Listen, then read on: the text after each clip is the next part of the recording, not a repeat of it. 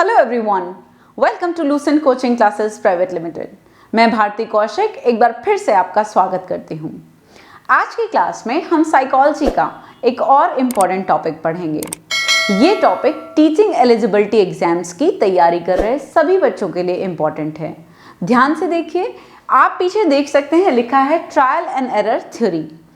सबसे पहले एग्जामिनर आपसे क्वेश्चन पूछता है कि ट्रायल एंड एरर थ्योरी किसने दी। अक्सर बच्चों को बहुत प्रॉब्लम होती है, नाम याद नहीं होता कि कौन सा सिद्धांत किसने दिया। मेरी पूरी कोशिश रहेगी कि मैं आपको जब भी कोई चीज़ पढ़ाऊं तो वो इस तरीके से पढ़ाऊं कि आपको याद हो जाए। देखिए, आप यहाँ से एक ऐसे याद कर सकते हैं कि T फॉर ट्रायल और T फॉर थॉर्नडाइक। कहीं ना कहीं मैं आपको इस तरीके से समझाऊंगी। देखिए, T for trial and T for Thorndike. तो ट्रायल एंड एरर थ्योरी किसने दी? थॉर्नडाइक ने दी। ठीक है, तो पहला क्वेश्चन हम अपने पहले पेज से ही करते चल रहे हैं। हर कंसेप्ट में हम एक एक क्वेश्चन समझेंगे। अब देखिए, जब हम किसी के काम के बारे में पढ़ते हैं तो हमें उस व्यक्ति के बारे में भी पता होना चाहिए। सबसे पहले थॉर्नडाइक के बारे में थोड़ा बहुत जान लेते हैं। देखिए, he was an American psychologist. ठीक है, शिक्षा मनोविज्ञान का जनक कहा जाता है थॉर्नडाइक को। आप यहाँ देख सकते हैं। यहाँ पे एक इंपॉर्टेंट पॉइंट मैं आपको और बता दूं जो एग्जाम में अक्सर पूछा जाता है कि ही प्रोपाउंडेड थ्योरी ऑफ कनेक्शनिज्म। अक्सर एग्जामिनर आपसे पूछ लेता है, एस्टेट जैसे एग्जाम में कई बार पूछा है कि संबंधवाद का सिद्धांत किसने दिया। Connectionism theory is related to Thorndike, right. कहीं ना कहीं आप कह सकते हैं कि he was a behaviourist, he introduce laws of learning. मैंने लॉज ऑफ लर्निंग अपनी पिछली वीडियो में पढ़ाया था, जिसका लिंक आप नीचे डिस्क्रिप्शन बॉक्स से देख सकते हैं, यूज कर सकते हैं। He emphasized on the things like homework should be given to the students। बहुत सारी अनोखे इन्होंने काम किए थे शिक्षा के क्षेत्र में। कहीं ना कहीं बच्चों को होमवर्क कैसे दिया जाता है, रिवॉर्ड्स, पनिशमेंट, इन सब का क्या इफेक्ट होता है एंड सो ऑन, राइट। तो चलिए अब हम इनके द्वारा दी गई थ्योरी के बारे में पढ़ते हैं। इन्होंने जो theory the, this is trial and error theory. ठीक है, अब trial and error theory examiner कई बार आपसे इसका दूसरा नाम पूछ लेता है। तो एक सिद्धांत के यदि कई सारे नाम है तो आपको वो भी पता होने चाहिए। इसे स्टिमुलस रिस्पांस थ्योरी भी कहते हैं। बहुत सारे बच्चे ये गलती कर देते हैं, उन्हें लगता है कि स्टिमुलस रिस्पांस थ्योरी हम ऑपरेंट कंडीशनिंग या क्लासिकल कंडीशनिंग को कहते हैं, जो कि गलत है। स्टिमुलस रिस्पांस थ्योरी इसी को कहा जाता है, ट्रायल एंड एरर थ्योरी को कहा जाता है। पहली चीज ये हुई एक बात। दूसरी चीज बॉन्ड थ्योरी ऑफ लर्निंग, यानी कि आप कह सकते हैं कहीं ना कहीं बॉन्ड थ्योरी ऑफ लर्निंग इसका दूसरा नाम है, अधिगम का बॉन्ड सिद्धांत। ठीक है, प्लेजर एंड पेन थ्योरी भी इसे कहा जाता है। ये इसके कुछ ऐसे नाम हैं जो आपको आमतौर पर किताबों में नहीं मिलेंगे। ठीक है, बट फिर भी मैंने पूरी कोशिश की है कि आपको 10 किताबों का निचोड़ पढ़ाने की कोशिश रहेगी। अकॉर्डिंग टू लर्निंग अगर हम बात करें तो देखिए, according to him learning takes place by trial and error. उन्होंने कहा सिंपल टर्म्स में कि ज्यों-ज्यों प्रयासों की संख्या बढ़ेगी, यानी कि किसी भी चीज को सीखते वक्त जब भी हम नंबर ऑफ एफर्ट्स को बढ़ाते हैं तो गलतियां यानी कि एरर्स क्या होते हैं, कम होते चले जाते हैं। तो गलतियों की संख्या क्या होगी, कम होती चली जाएगी। जब आप पहली बार कोई काम करते हैं तो अक्सर मान लीजिए उसमें 3-4 गलतियां हो गई या कोई भी गलती हो गई। जब आप दूसरी बार करेंगे तो आपको पहले से कंपैरेटिवली कम समय लगेगा और जो पहले गलतियां आपसे हुई हैं उन गलतियों का आप ध्यान रखेंगे। फिर तीसरी बार जब करेंगे तो पहले हुई दोनों गलतियों को याद रखेंगे, राइट। समय और पहले से कम लगेगा। इस प्रकार से इन्होंने कहा कि व्यक्ति कैसे सीखता है, बार बार किसी चीज को वो करता है, नंबर ऑफ एफर्ट्स बढ़ते चले जाते हैं और इस प्रकार गलतियां कम होती चली जाती हैं। एक स्टेज फाइनली ऐसी आती है कि व्यक्ति को लर्निंग हो जाती है, वो किसी भी जो कंसेप्ट को सीख रहा था उसे वो आ जाता है।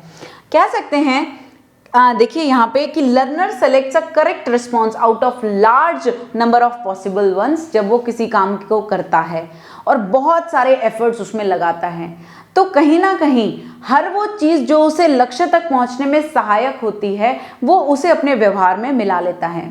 और ऐसे में ही excludes all those things which avoids और prevents him to reach his goal, यानी कि लक्ष्य तक पहुंचने में कोई भी चीज यदि बाधा डाल रही है तो वो उसे व्यवहार से निकाल देगा। चलिए कह सकते हैं कि लर्निंग बाय दिस मेथड, इसी प्रकार से सीखने को उन्होंने ट्रायल एंड एरर कहा है। ठीक है, अब ट्रायल एंड एरर में जानना जरूरी है कि उन्होंने क्या एक्सपेरिमेंट किया था। एग्जामिनर अगर पूछ ले, आपसे कोई भी पूछ ले कि ट्रायल एंड एरर थ्योरी में थॉर्नडाइक ने किस पर प्रयोग किया था, तो आपको पता होना चाहिए इन्होंने बिल्ली पर प्रयोग किया था, एक कैट पर प्रयोग किया था। देखिए, अगर हम बात करें कैट की, यहाँ पे एक्सपेरिमेंट की, तो Thorndike formulated his theory based on the experiment conducted on his cat in the puzzle box. आप ये बॉक्स देख सकते हैं, इसमें उसने कैट को रखा, ठीक है। Now the cat was tried to come out of the box by squeezing, jumping, biting etcetera. मैं आपको सरल भाषा में एक्सपेरिमेंट समझा देती हूँ। देखिए, आप यहाँ पे एक बॉक्स देख सकते हैं, इसमें उसने कैट को बंद किया। अब देखिए, भूखा जानवर भोजन के प्रति प्रतिक्रिया करता है। अब भोजन दिख रहा है इसको, पूरी नजर इसकी कहाँ पर है, मछली के टुकड़े पर है। ये एफर्ट लगा रही है, किस लिए लगा रही है, क्योंकि इसे मछली के टुकड़े पाने हैं। अब ये कहीं ना कहीं पंजे ऐसे मार रही है या ऐसे मार रही है, लेकिन निकलने का प्रयास कर रही है। पहली बारी में थॉर्नडाइक ने नोट किया कि मान लीजिए इसको बहुत ज्यादा समय लगा, मान के चलते हैं चलिए 4 घंटे लगे। जब दूसरी बार इसको बंद किया तो इसे बाहर निकलने में कहीं ना कहीं 3 घंटे लगे, क्योंकि संयोगवश एफर्ट लगाते हुए चिटकनी पर पैर चला गया और ये बाहर निकल गई। इस तरीके से हम कह सकते हैं कि एक टाइम ऐसा आया कि थॉर्नडाइक ने बिल्ली को जैसे ही अंदर बंद किया, वो वैसे ही अंदर जाके जस्ट बाहर आ गई, क्योंकि उसे उस पिंजरे से बाहर निकलना आ गया। इसका मतलब उसकी लर्निंग कैसे हुई, नंबर ऑफ एफर्ट्स बढ़ते चले गए और जो जो चीजें निकलने में सहायक थी उन हर चीज को उसने अपने दिमाग में बैठा लिया।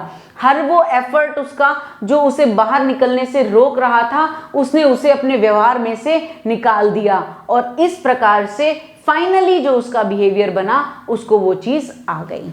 देखिए, अगर हम बात करें, आप रैंडम मूवमेंट्स देख सकते हैं इसे और बेहतर समझने के लिए कि कैट कैसे हाथ बाहर निकालने की कोशिश कर रही है, क्योंकि उसे मछली का टुकड़ा पाना है। बिल्कुल ऐसे यहाँ पे आप देखिए, या इस मूवमेंट में देखिए, या यहाँ पे देखिए, फाइनली जब चिटकनी पर उसका पैर चला गया तो वो किस प्रकार से बाहर आ गई। ये एक्सपेरिमेंट्स साइंस में हमें सिखाते हैं कि कैसे किसी चीज पर हम, किसी निष्कर्ष पर हम पहुंचते हैं। अब देखिए, सबसे ज़्यादा आप सभी टीचर्स के लिए जानना ज़रूरी है कि एजुकेशनल इम्प्लीकेशंस क्या हैं। कोई भी थ्योरी अगर हम पढ़ रहे हैं तो हम जानवरों पर प्रयोग पढ़ रहे हैं, इसका हमारे शिक्षा के क्षेत्र से क्या संबंध है। देखिए, सबसे पहली चीज, the theory stresses the importance of the mental readiness. पहली चीज, वो व्यक्ति तैयार होना चाहिए। जैसे बिल्ली मछली के टुकड़े को पाने के लिए तत्पर थी, तैयार थी। Meaningful practice, yes of course, कहीं ना कहीं एक लक्ष्य था, एक उसके प्रति अर्थ था, तभी वो चीज हो पाई। अगर अर्थ नहीं हो पाता तो वो ऐसे एफर्ट्स नहीं लगाती। इसके अलावा आप कह सकते हैं इंटेंसिवनेस इन लर्निंग प्रोसेस। एक लर्निंग प्रोसेस की जब हम बात कर रहे हैं तो बहुत ज़रूरी है पहले प्रयोज्य का तैयार होना। तो जब आप अपने बच्चों की लर्निंग कराएंगे, अपने स्टूडेंट्स को कोई चीज़ सिखाएंगे, उनका अधिगम करवाएंगे, तो आपको भी इन चीज़ों का ध्यान रखना है। इसीलिए साइकोलॉजी में आपको ये चीज़ें पढ़ाई जाती हैं।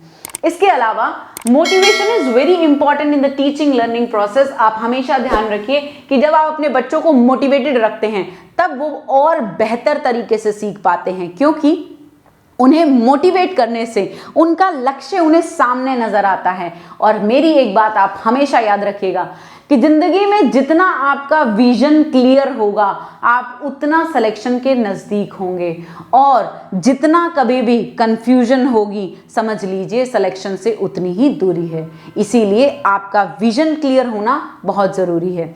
नेक्स्ट देखिए, learning should be made purposeful and goal directed. कोई भी लर्निंग जब आप बच्चों की कराते हैं तो उसके पीछे उद्देश्य होना चाहिए, हर चीज़ बहुत ही क्लियर होनी चाहिए। जैसे आपको भी पता है कि हम क्या पढ़ रहे हैं और क्यों पढ़ रहे हैं। आज की थ्योरी में हमने ट्रायल एंड एरर थ्योरी जो थॉर्नडाइक ने दी उसको समझा, कैट पर हुए एक्सपेरिमेंट को समझा, उसका एक भाव समझा कि जो प्रयासों की संख्या बढ़ेगी वैसे वैसे गलतियां कम होती जाएंगी और एक समय ऐसा आएगा जब मनुष्य गलती नहीं करेगा।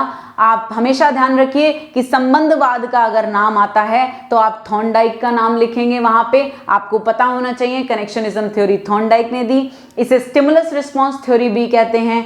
और इसके अलावा अगर आपको कोई भी डाउट हो तो प्लीज कमेंट सेक्शन में लिख के मुझसे जरूर पूछिएगा। आई होप आपको वीडियो पसंद आया होगा। चैनल सब्सक्राइब कर लें, लाइक जरूर करें और शेयर जरूर करें। Thank you.